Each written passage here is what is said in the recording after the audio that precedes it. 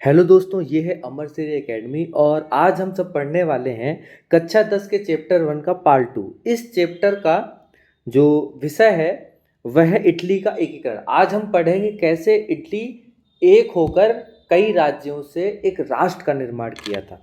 आइए अपने वीडियो को शुरू करते हैं। 19वीं शताब्दी के पूर्वार्ध में इटली एक एकीकृत राष्ट्र नहीं था, बल्कि यह कई स्वतंत्र राज्यों और विदेशी शक्तियों के नियंत्रण में विभाजित था। इटली के राष्ट्रवादी और देशभक्त नेताओं के प्रयासों के कारण 1861 में इटली का एकीकरण संभव हुआ। याद रखिएगा, 1861 में क्या हुआ था? इटली का एकीकरण हुआ था।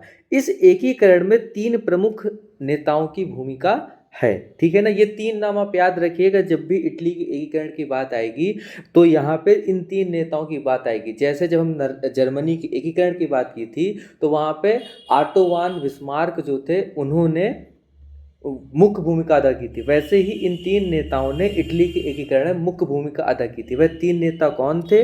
ग्यूसेपे मैजनी, काउंट कैवूर और ग्यूसेप गैरीबॉल्डी, ठीक है ना। ग्यूसेपे गैरीबाल्डी, ये 3 आपके थे। मैजनी, कैवूर और गैरीबाल्डी, ये 3 प्रमुख नेता थे जिनके कारण आज इटली कई राज्यों को एक साथ करके एक राष्ट्र की भूमिका में उभर के आया था।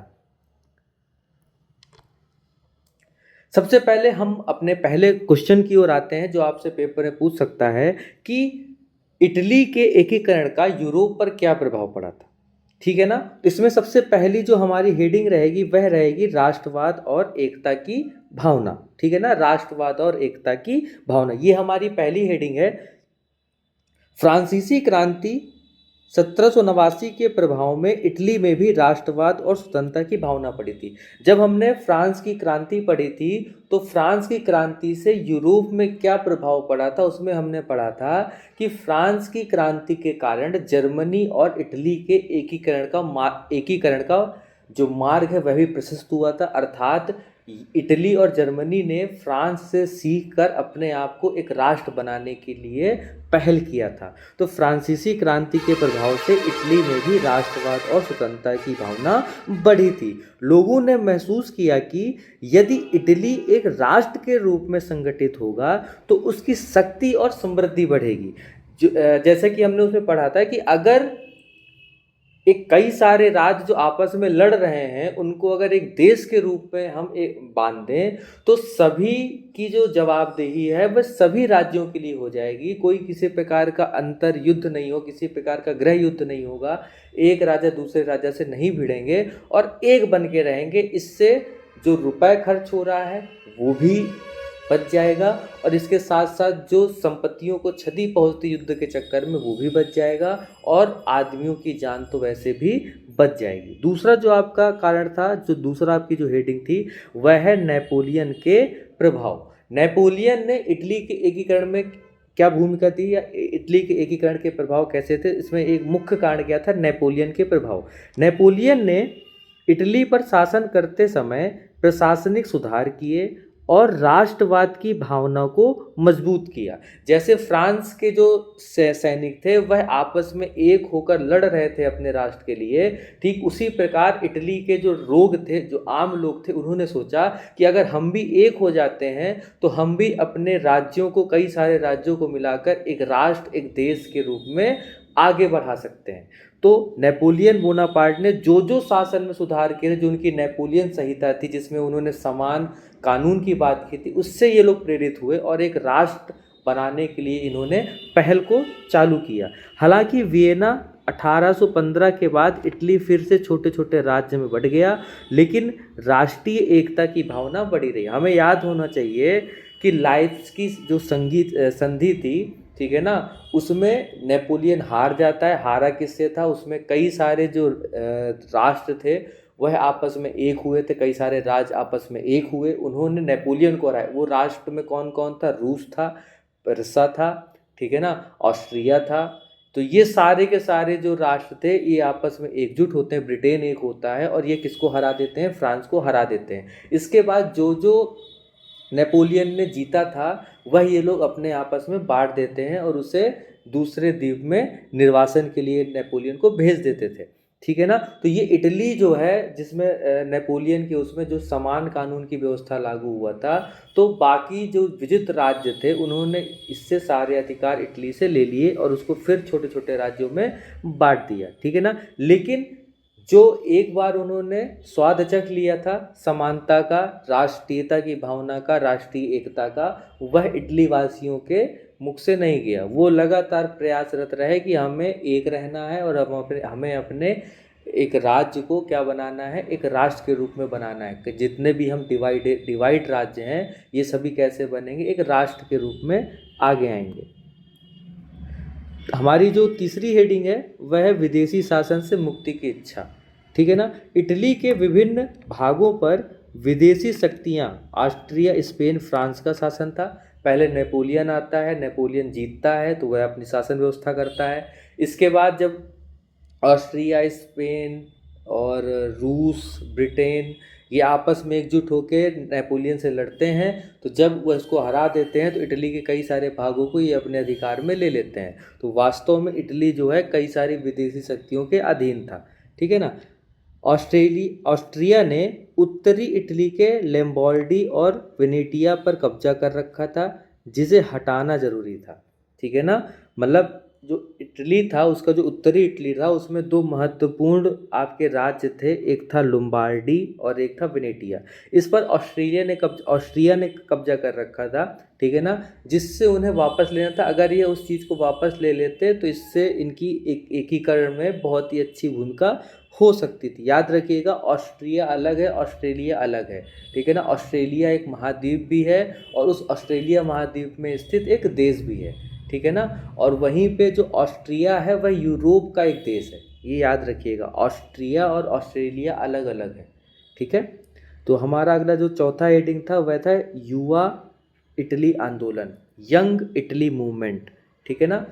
ग्यूसेपे मैजनी ने 1831 में युवा इटली आंदोलन की शुरुआत की, जिसे राष्ट्रवाद को बढ़ावा दिया। उनका एक लक्ष्य एक लोकतांत्रिक और स्वतंत्र इटली की स्थापना करना था, या स्वतंत्र इटली और लोकतांत्रिक इटली को बनाना था। जो आपके ग्यूसेपे मैजनी थे, इन्होंने एक संस्था की, एक आंदोलन की शुरुआत की थी 1831 में। उस संस्था का नाम था युवा इटली। ये युवा इटली क्या था, ये लोगों को आपस में जोड़ता था, लोगों के पास बैठकर वाद विवाद करता था और उनको बताता था कि क्यों ज़रूरी है कि हम इटली को एक करें, इससे हमें क्या क्या फ़ायदा होंगे।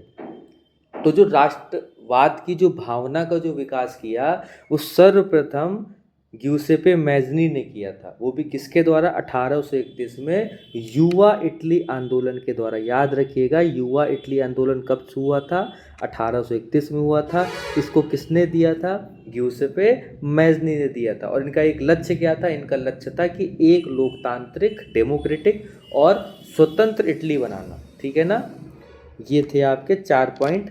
अब हम जानेंगे कि कैसे इटली एक हुआ, इटली के एकीकरण की प्रक्रिया क्या थी। ये इतना इम्पोर्टेंट नहीं है, लेकिन हम आगे जाके कई सारे कंपटीशन एग्ज़ाम की भी तैयारी करेंगे, तो हमें पता होना चाहिए कि इटली एक कैसे हुआ, ताकि ये हमारे दिमाग में एक फैक्ट सेट कर सके। और इस फैक्ट से भी कई सारे बहुविकल्पी प्रश्न आपके पेपर में आ सकते हैं, ये याद रखिएगा।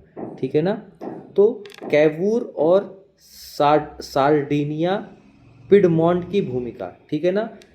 काउंट कैवूर सार्डिनिया पिडमोंट राज्य के प्रधानमंत्री थे। जो काउंट कैवूर थे वो क्या थे, सार्डिनिया पिडमोंट राज्य एक था, उसके प्रधानमंत्री थे। ये कोई आम नहीं थे, काउंट थे। याद रखने वाली बात है, इनके अंडर एक पूरा क्षेत्र था। तो ये क्या थे, ये पिडमोंट राज्य के प्रधानमंत्री थे। इन्होंने इटली के एकीकरण के लिए फ्रांस से सहायता ली। ठीक है ना। इन्हें इटली को एक करना था, तो इन्होंने क्या किया, फ्रांस से सहायता ली कि आइए भैया और हमें इटली को एक करने में मदद कीजिए। सन 1859 में कैवूर ने नेपोलियन III फ्रांस के साथ संधि की और ऑस्ट्रिया से लोम्बार्डी को जीत लिया। अभी इससे पहले हमने पढ़ा था कि लोम्बार्डी जो उत्तर इटली का पार्ट था वह क्या होना चाहिए, हमारे पास होना चाहिए था, ठीक है ना। हमने इससे पहले पढ़ा था ये चीज़ जो हमने यहाँ पे देखा था कि हमें कौन से दो राज्य चाहिए थे, एक लोम्बार्डी चाहिए था और एक वेनेटिया चाहिए था, लोम्बार्डी और वेनेटिया चाहिए था, ठीक है ना। ये अगर हम जीत लेते, ये इटली जीत लेता तो वह क्या कर लेते, एक राष्ट्र बना लेते। ये कहाँ किसके हिस्सा थे, उत्तरी इटली के हिस्सा थे, ठीक है ना। तो इसने क्या किया, कैवूर ने, इसने फ्रांस से हेल्प लिया और ऑस्ट्रिया से लोम्बार्डी को जीत लिया, ठीक है ना। ये कहाँ का पार्ट था, ये उत्तरी इटली का पार्ट था। इसके बाद आते हैं आपके गैरीबॉल्डी, ठीक है ना। पहले में कैवूर ने काम किया, ठीक है ना। याद रखिए सबसे पहले जो आपके मैजनी थे, ठीक है ना, मैजनी थे, इन्होंने क्या किया था, इन्होंने यंग इटली चालू किया। क्या चालू किया, यंग इटली 1831 में, ठीक है ना। ये जो आपके मैजनी थे ये यंग इटली चालू करते हैं, कब चालू करते हैं, 1831 में, ठीक है ना। इसके बाद जो आपके कैवूर थे ये क्या करते हैं, ये फ्रांस से सहायता लेते हैं, और जो हमारा इम्पोर्टेंट इटली का इम्पोर्टेंट था कि उन्हें क्या जीतना था, उन्हें उत्तरी इटली का लोम्बार्डी जीतना था, वेनेटिया जीतना था। तो उन्होंने लोम्बार्डी को जीत लिया फ्रांस की हेल्प से। किसके कारण हुआ, कैवूर। कैवूर क्या थे, ये सार्डिनिया पिडमोंट राज्य के प्रधानमंत्री थे, ठीक है ना। इसके बाद आते हैं अब आपके गैरीबॉल्डी। अब उत्तरी इटली को तो हमने जीत लिया है, अब इनको क्या करना था, अब इन्हें साउथ इटली को जीतना था। तो एक क्वेश्चन आपके पेपर में आया था कि दक्षिण इटली पर विजय अभियान किसने चलाया था, उसके ऑप्शंस क्या क्या थे, ठीक है ना, ग्यूसेपे मैजनी, काउंट कैवूर और गैरीबॉल्डी, ठीक है ना। और चौथा था इनमें से कोई नहीं। तो आपको याद रखना है कि उत्तरी इटली जो जीता गया था वह काउंट कैवूर के द्वारा जीता गया था फ्रांस की सहायता से, जिसमें लोम्बार्डी था। वहीं दक्षिण इटली का जो विजय अभियान था वह गैरीबाल्डी द्वारा चलाया गया था, ठीक है ना। ग्यूसेपे गैरीबाल्डी एक महान सेनानी और राष्ट्रवादी थे। इन्होंने रेड सॉर्ड्स नामक सेना बनाकर 1860 में इटली के सिसिली और नेपल्स पर विजय प्राप्त की थी।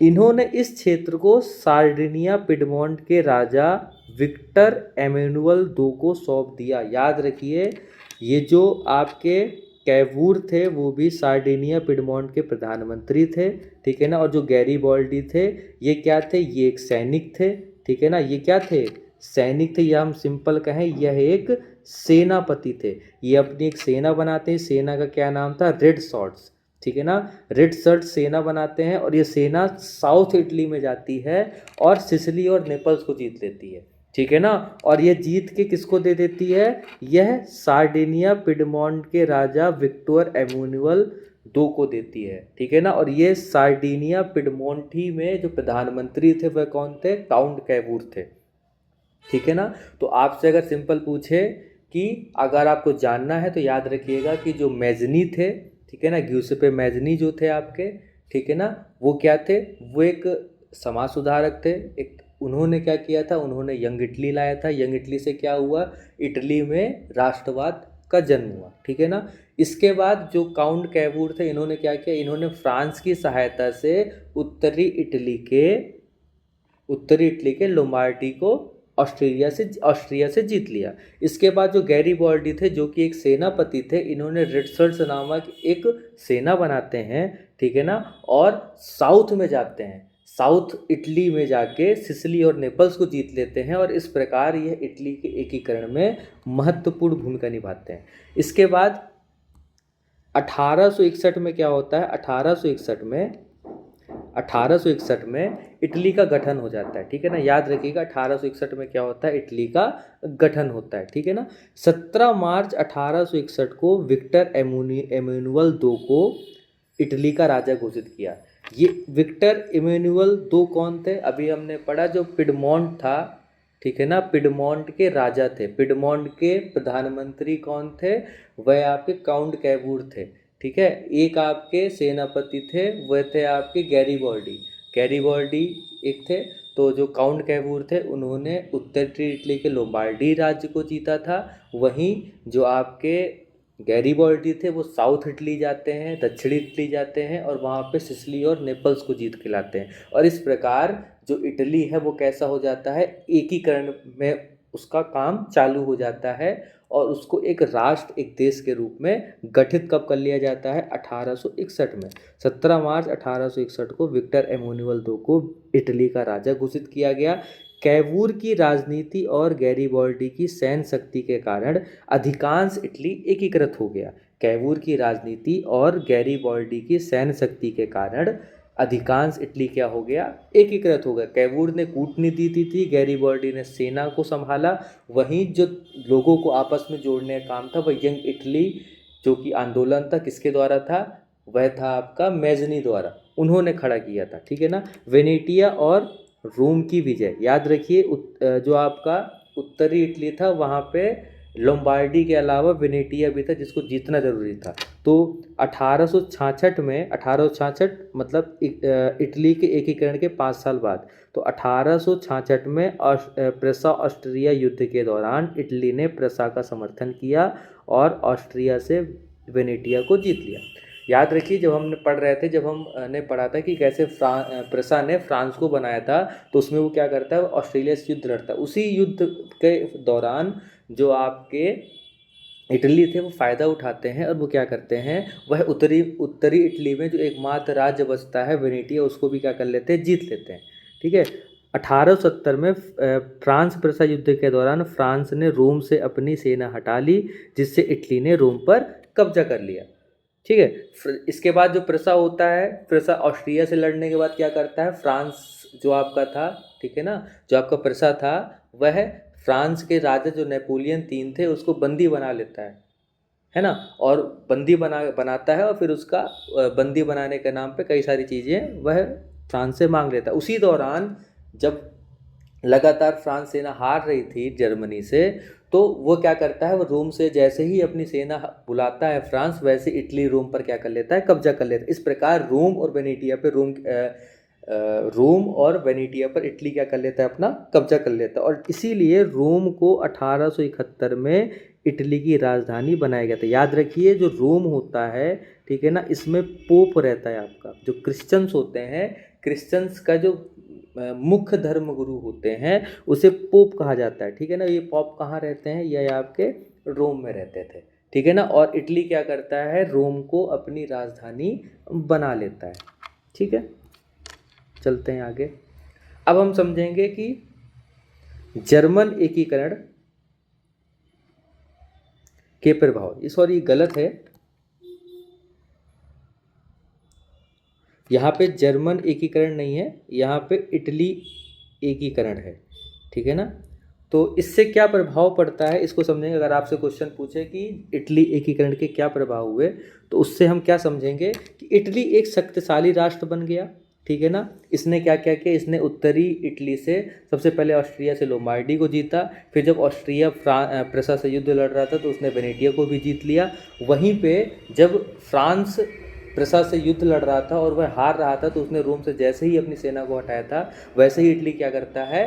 रोम में जाके उसको अपने अंडर ले लेता है और रोम को अपनी राजधानी बना देता है। ठीक है ना। तो 1871 में इटली एक संप्रभु राष्ट्र के रूप में स्थापित हो गया। यह यूरोप की प्रमुख शक्ति में शामिल हो गया। 1870 में क्या होता है? वह रोम को भी राजधानी बनाता है और 71 में एक संप्रभु राष्ट्र के रूप में बन जाता है इटली। ठीक है ना। रोम पर कब्जे के कारण पोप, और इसके बाद सेकंड क्या है? चर्च और सरकार के बीच संघर्ष। अभी मैंने आपको बताया कि रोम में किसका अधिकार रहा करता था? जो क्रिश्चियन रहा करते थे, क्रिश्चियन धर्मगुरु जो थे, जो सबसे प्रमुख धर्मगुरु थे उनके, पॉप। ठीक है ना। तो चर्च और सरकार के बीच क्या हो रहा था? संघर्ष हो रहा था। रोम पर कब्जे के कारण पॉप और इटली की सरकार के बीच तनाव बन रहा था। ठीक है ना। पोप ने इटली के एकीकरण को स्वीकार नहीं किया और कैथोलिक चर्च ने सरकार का विरोध कर दिया।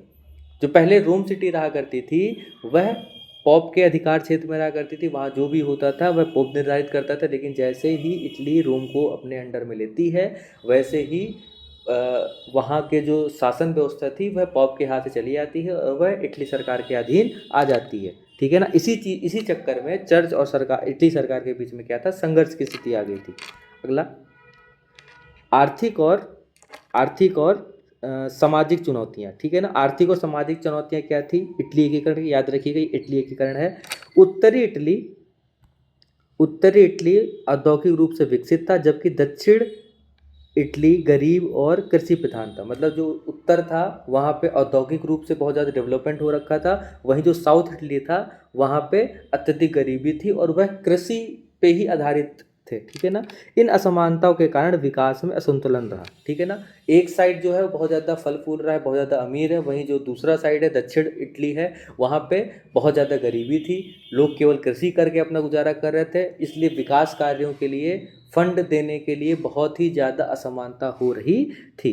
यूरोप की शक्ति संतुलन में बदलाव हुआ था। इटली के एकीकरण से यूरोप में शक्ति संतुलन बदल गया और नए गठबंधन बनने लगे। इटली ने आगे चलकर जर्मनी के साथ मिलकर प्रथम विश्व युद्ध 1914 से जो 18 के बीच में हुआ था उसने भाग लिया था। ठीक है ना। याद रखिए जर्मनी के साथ ही क्यों किया था, क्योंकि जो प्रसा था वो जो आगे चलकर जर्मनी बना था उसी के कारण। ठीक है ना। जब वह ऑस्ट्रिया से लड़ रहा था तो इटली ने उत्तरी इटली से स्थित लंबार्डी को जीत लिया था। वहीं जब फ्रांस से जब युद्ध लड़ रहा था, ठीक है ना, तो उसने रोम पर कब्जा कर लिया। तो इटली ने जो पूरा फायदा उठाया है वह प्रेसा जो कि बाद में जर्मनी बना था उसके कारण उठाया है। जितना भी उसका एकीकरण संभव हो पाया था वह जर्मनी के कारण संभव हो पाया था, इसलिए यह एक गुट के रूप में आया। और जब जर्मनी ने 1914 से 18 के बीच में प्रथम विश्व युद्ध लड़ा था तो उसमें इटली किसके साथ था, जर्मनी के साथ था। और ये इस तरह से हमारा चैप्टर खत्म होता है। अब यहाँ पे इस पूरे चैप्टर का क्या निष्कर्ष निकलता है उसको थोड़ा समझ लेंगे। इटली एकीकरण एक महत्वपूर्ण ऐतिहासिक घटना थी जिसने एक बिखरे हुए राष्ट्र को एकजुट कर शक्तिशाली देश बनाया। यह एकीकरण ग्यूसेपे मैज़नी के राष्ट्रवादी विचारों, कैवूर की कूटनीति और गैरीबॉल्डी की सैन्य रणनीति के कारण ही संभव हुआ था। हालांकि एकीकरण के बाद भी आर्थिक और राजनीतिक चुनौतियां बनी रही, लेकिन इटली धीरे धीरे एक महत्वपूर्ण राष्ट्र के रूप में उभरा। हमें याद रखना है, ठीक है ना, हमें क्या क्या याद रखना है। जो ग्यूसेपे मैज़नी थे इन्होंने यंग इटली, ठीक है ना, यंग इटली आंदोलन चालू किया था 1831 में। ठीक है ना। जिससे क्या हुआ था, जिससे इटली के लोगों के बीच में राष्ट्रीयता की भावना विकसित हुई थी। वहीं जो कैवूर थे, ठीक है ना, कैमूर एक प्रधानमंत्री थे, काउंट कैवूर ये एक प्रधानमंत्री थे। इन्होंने अपनी कूटनीति चलाई थी। और कूटनीति क्या चलाई थी, इन्होंने फ्रांस के साथ मिलकर ऑस्ट्रिया से उत्तरी इटली में स्थित लंबार्डी को भी जीत लिया था। ठीक है ना। और वहीं जो गैरीबॉल्डी थे ये कहाँ जाते हैं, ये साउथ इटली जाते हैं, वहाँ पे सिसिली और नेपल्स को जीत लेते हैं। इस तरह गैरीबॉल्डी एक सेनापति के रूप में थे, कैवूर एक कूटनीतिज्ञ थे, वहीं ग्यूसेपे मैज़नी एक राष्ट्रवादी आंदोलन को चला रहे थे। ठीक है ना। इस प्रकार इन्होंने क्या बनाया था, इटली को एक किया था और एक राष्ट्र के रूप में बना दिया। लेकिन उत्तरी इटली जो कि औद्योगिक क्षेत्र से विकसित था और जो आपका दक्षिण इटली जो कि गरीब था और कृषि पे आधारित था, इस चक्कर में वहाँ पे आर्थिक और राजनीतिक चुनौतियाँ बनी रही, क्योंकि आसपास बहुत सारे यूरोप के देश थे जो आपस में एक दूसरे पर अपना छाप छोड़ना चाहते थे, संघर्ष करना चाहते थे, एक दूसरे पर अधिकार करना चाहते थे। इसलिए लगातार वहाँ पे आर्थिक और राजनीतिक चुनौतियाँ बनी रही। लेकिन इटली धीरे धीरे एक महत्वपूर्ण राष्ट्र के रूप में उभरा और आज यूरोप में इटली एक महत्वपूर्ण राष्ट्र के रूप में और एक प्रभावशाली राष्ट्र के रूप में उभरा हुआ है। तो ये रहा था आपका इटली के एकीकरण। ठीक है ना। अगर आपको हमारा ये वीडियो बहुत अच्छा लगा हो